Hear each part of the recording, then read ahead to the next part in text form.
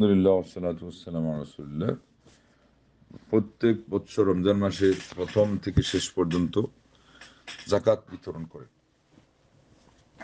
এটার বিধান সম্পর্কে জিজ্ঞেস করেছে। এটা বিতরণের জন্য তেমন কোনো সমস্যা নাই, কিন্তু কেউ যদি মনে করে যে আমি যাকাত বিতরণ করছি এই পুরা মাস ব্যাপী, তাহলে আলাদা কিছু বিশেষ সওয়াব আছে, তাহলে ঠিক হবে না। যাকাত এটা আমার দায়িত্ব। আমি যত আগে ভাগে হকদার পর্যন্ত পৌঁছে দিতে পারি, হায়াত মৌতের কথাও বলা যায় না, এখানে হলো সেটা আসল। আর সব দিন করে আমি কিছু দিলাম, ব্যক্তিগত একটা রুটিন করলো, এটা সদকার ক্ষেত্রে, দান দাক্ষিণ্যের ক্ষেত্রে হতে পারে। এখন এখন শুধু মনস্তুষ্টি ছাড়া আর কিছুই না। অনেক সময় হয়তো মনের ভিতরে একটা রিয়াও আসতে পারে যে হ্যাঁ, আমি তো পুরো মাস ব্যাপী জাকাত দিচ্ছি, মানুষ শুনে এটা বলবে, এটাও আসতে পারে। এটা আরেকটা নেগেটিভ দিক। আর প্রথমেই তো একটু বোঝা গেলো এটার কোনো ভিত্তি নেই। আর শুধু বিতরণ রমজানের হিসাবে, ওটার মধ্যে তেমন কোনো আপত্তি নেই। হ্যাঁ, তারিখ তারিখও ঠিক রাখতে হবে।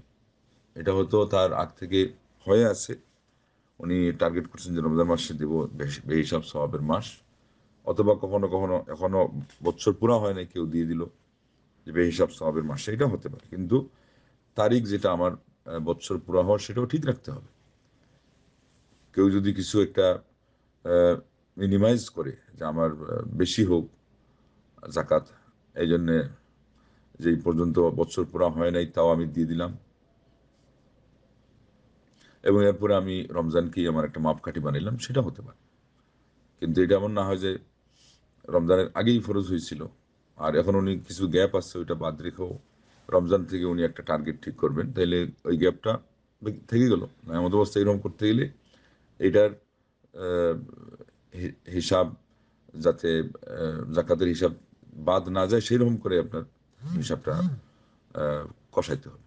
তো যাই হোক, এখানে যেটা মূল কথা আসছে, আমি হয়তো আনুষঙ্গিক কিছু বাড়াই ফেলছি, এটা যে পুরা মাসব্যাপী খালি জাকাত বিতরণ করার মধ্যে বিশেষ কোনো ফজিলত নেই। এইভাবে করে কল্যাণও নেই, বরং একদিকে আরো সময় অপচয় হওয়ারও একটা বিষয় আছে।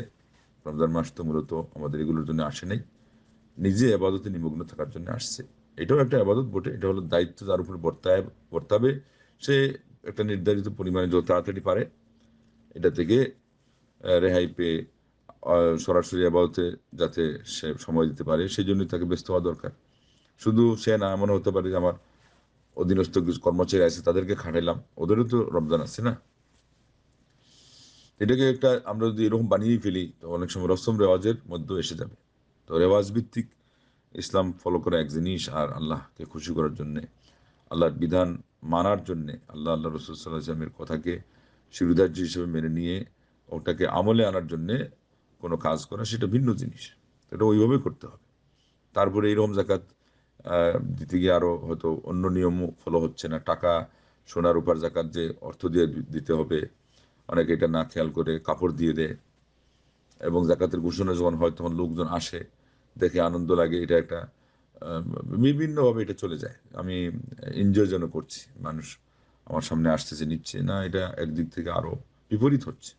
আমি নিজে আল্লাহর পক্ষ থেকে যে নিয়ামত পাইছি, আমি দাতা সেজেছি, এটা আল্লাহ আমাকে অনুগ্রহ করেছেন।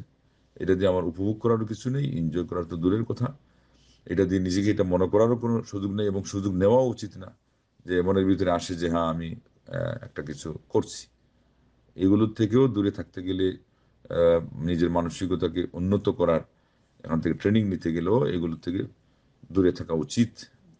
আল্লাহ সবাইকে বুঝদান করুন।